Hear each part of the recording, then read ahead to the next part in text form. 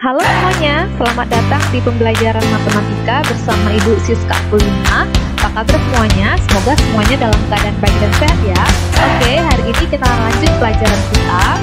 Kita akan masuk ke kegiatan 6.2, yaitu menerapkan teorema Pythagoras untuk menyelesaikan masalah. Nah, ini juga termasuk dalam bab 6 ya. Materi teorema Pythagoras bagian yang kedua. Nah, hari ini kita akan menerapkan teorema Pythagoras untuk menyelesaikan masalah. Jadi teorema Pythagoras itu dapat diterapkan di berbagai bidang. Nah, apa saja itu? Nah, kita lihat. Yang pertama adalah kita bisa menentukan jarak kedua titik pada sistem koordinat dengan menggunakan teorema Pythagoras. Kemudian yang kedua, kita bisa menentukan panjang diagonal sisi dan diagonal ruang, itu khusus pada bangun ruang. Kemudian yang ketiga adalah kita bisa menyelesaikan masalah kontekstual atau masalah sehari-hari dalam kehidupan nyata dengan menerapkan teorema Pythagoras. Baiklah, kita langsung saja. Nah, ini dia yang pertama, jarak kedua titik pada sistem koordinat. Nah, kita langsung saja ke contoh soal. Ini dia, tentukan jarak antara titik A 7,-3 dengan titik B 1,5. Oke, kita langsung saja jawab. Tentu saja jarak dua titik pada sistem koordinat berarti kita buat dulu sistem koordinatnya seperti ini. Nah, coba kita lihat titik A. Titik A itu 7,-3. Berarti letaknya itu di sini X-nya 7, kemudian Y-nya -3.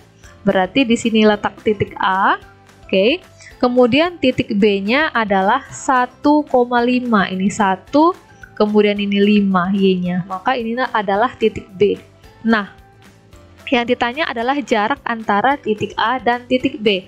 Nah, ini dia, kita tarik garis dari A ke B. Nah, inilah yang ditanya.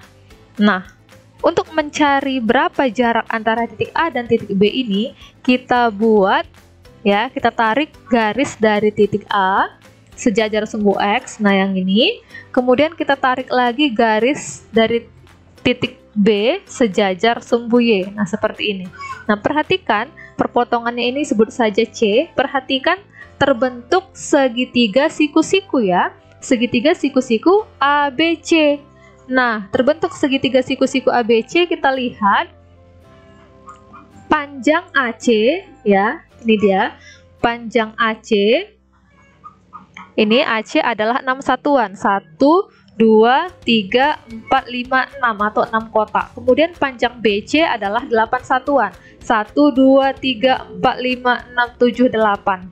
Oke, nah dari sini terbentuk segitiga siku-siku itu tentu saja kita bisa mencari panjang AB ya dengan menggunakan teorema Pythagoras. Nah, ini dia tadi segitiga siku-sikunya. Oke, siku-siku di C. Nah, bisa kita cari seperti ini. Nah, panjang AB adalah akar dari AC kuadrat tambah BC kuadrat.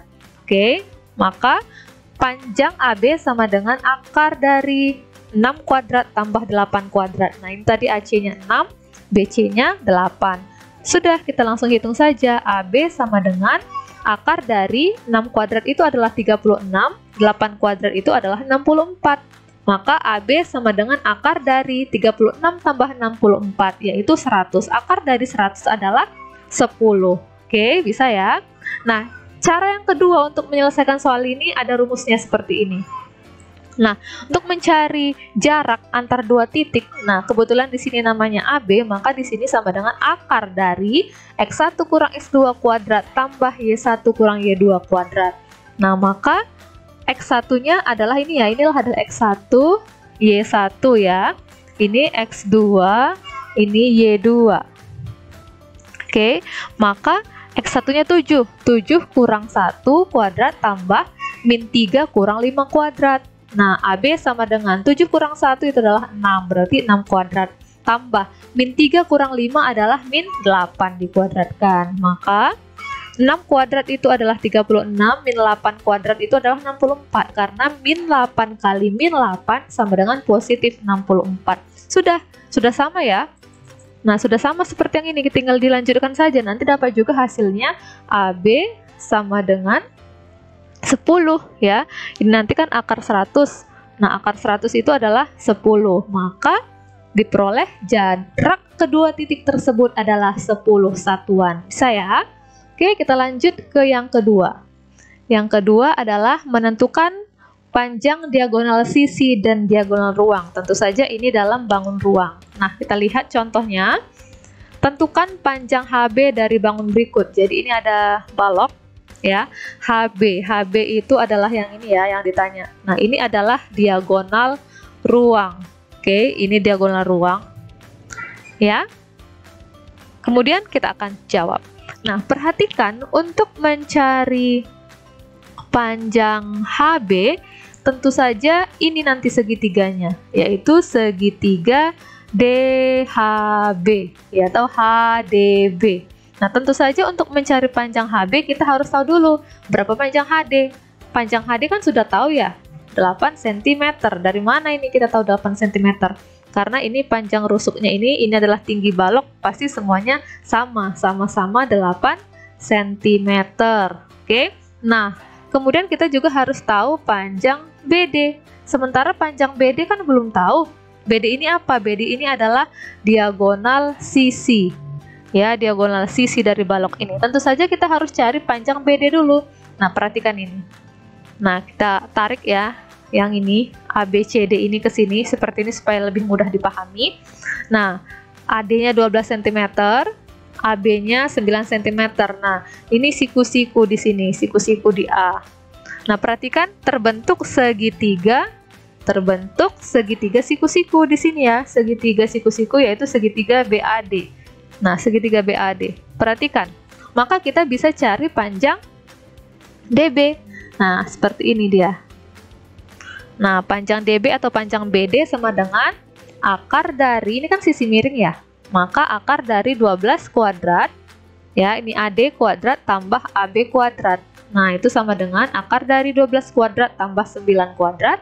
Maka diperoleh 12 kuadrat itu adalah 144 tambah 9 kuadrat adalah 81. Maka BD sama dengan akar dari 225. Akar dari 225 adalah 15. Nah, kita sudah temukan ini nilainya 15. Sudah, berarti kita bisa cari sekarang panjang HB. Seperti ini dia. Nah, kita tarik ya, kita keluarkan segitiga DBH. Ini dia segitiga DBH-nya. Siku-siku di sini ya, di D. Nah, panjang BD tadi kan sudah diketahui. Panjang BD tadi 15 cm. Nah, tentu saja untuk mencari panjang HB, untuk mencari panjang yang ini, maka rumusnya menggunakan teorema Pitagoras. Nah, HB sama dengan, itu kan sisi miring ya, akar dari DH kuadrat tambah BD kuadrat. Akar dari 8 kuadrat tambah 15 kuadrat. Akar dari 8 kuadrat adalah 64, 15 kuadrat adalah 225. Maka HB sama dengan akar dari 289. Maka akar dari 289 adalah 17. Jadi, panjang HB adalah 17 cm. Bisa ya? Nah, kita lanjut. Ini dia. Masalah kontekstual atau masalah nyata dalam kehidupan sehari-hari. Kita lihat dulu contohnya. Nah, ini dia. Tinggi sebuah jendela lantai 2 pada sebuah gedung kira-kira 8 meter. Di depan gedung tersebut ada sebuah taman dengan lebar 6 meter. Berapakah panjang tangga minimum yang dibutuhkan agar kaki-kaki tangga tidak merusak taman tersebut? Nah, jadi kita lihat dulu ya. Kita lihat di sini, kita buat sketsanya dulu. Oke. Nah, ini dia. Misalkan ada sebuah gedung. Nah, ini adalah gedungnya. Gedung ini ada jendela di lantai 2. Kemudian di depan gedung ini ada sebuah taman. Nah, ini dia tamannya. Ini dia tamannya ya. Ini taman. Kemudian yang ini tadi adalah gedung. Oke. Nah, kemudian disandarkan tangga seperti ini, disandarkan tangganya. Nah, yang ditanya berapakah panjang tangganya ini agar kaki-kaki tangga tidak merusak gedung? Nah, perhatikan di sini ada gambar segitiga siku-siku ya, terbentuk segitiga siku-siku seperti ini. Nah, terbentuk segitiga siku-siku. Oke, dari sini bisa kita cari nanti panjang tangganya. Kita lihat dulu tinggi gedungnya tadi adalah 8 meter. Nih ya, tinggi gedungnya ini. Nih, tinggi gedung yang mencapai jendela ya maksudnya. tinggi sebuah jendela ya. Jendelanya tadi itu adalah 8 meter. Kemudian lebar tamannya adalah 6 meter. Yang ditanya adalah ini tangganya. Kita misalkan dengan T. Sudah. Untuk mencari T itu berarti mencari panjang sisi miring pada sebuah segitiga siku-siku. Kita akan gunakan teorema Pythagoras. Jadi T sama dengan akar dari 8 kuadrat tambah 6 kuadrat. Ya, akar dari 64 tambah 36. Oke, maka itu menjadi akar dari 100. Akar dari 100 adalah 10. Oke, jadi panjang tangga adalah 10 meter. Bisa ya? Nah, mudah ini. Kita langsung saja ke contoh yang kedua supaya lebih paham lagi. Kita lihat. Masih dari masalah kontekstual dalam kehidupan sehari-hari. Ini dia contoh yang kedua. Untuk menuju sekolah, Dian harus berjalan kaki dari rumahnya ke arah barat sejauh 60 meter. Kemudian berjalan lagi ke arah utara sejauh 32 meter. Berapakah jarak atau lintasan terpendek dari rumah Dian dengan sekolah? Oke, kita jawab.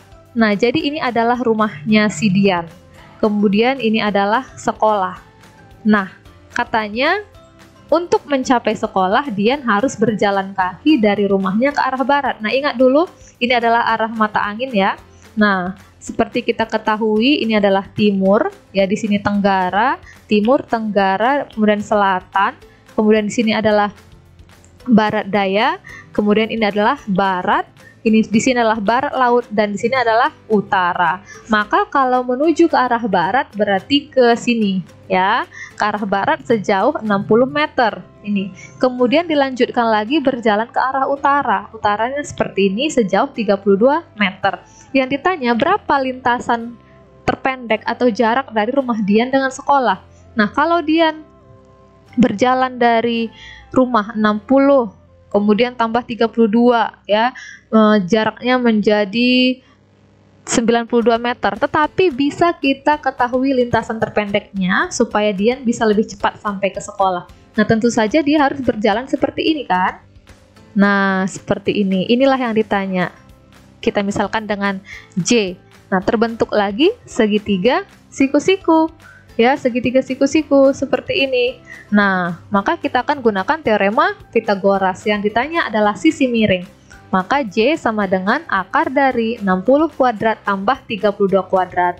J sama dengan akar dari 60 kuadrat itu adalah 3600 tambah 32 kuadrat itu adalah 1024. Jadi J sama dengan akar dari 3600 tambah 1024 adalah 4624. Maka J sama dengan akar dari 4624 adalah 68. Jadi jarak rumah Dian dengan sekolah adalah 68. Itu adalah lintasan terpendeknya. Ya, oke, bisa? Nah, kita sudah sampai ke akhir materi. Ini sudah contoh yang kedua dari masalah kontekstual dalam kehidupan sehari-hari. Oke? Semoga kamu bisa memahami. Terima kasih sudah menonton. Jika ada pertanyaan, silahkan tanyakan di kolom komentar video ini. Terima kasih. Sampai jumpa.